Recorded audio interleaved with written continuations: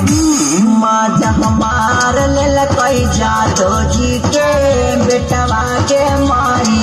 माजा मार लेल कई जादो जी के बेटवा के माई तब बुलाल जाता रोजो हमार पेटवा के माई तब बुलाल जाता रोजो हमार पेटवा के माई तरु कलबा महीना वाला डेटवा के माई तरु कल है महीना वाला डेटवा के माई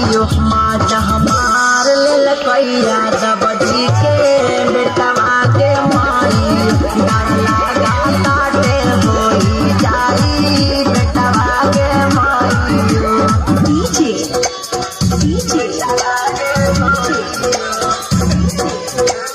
लाल बाबू लाल बाबू लाल बाबू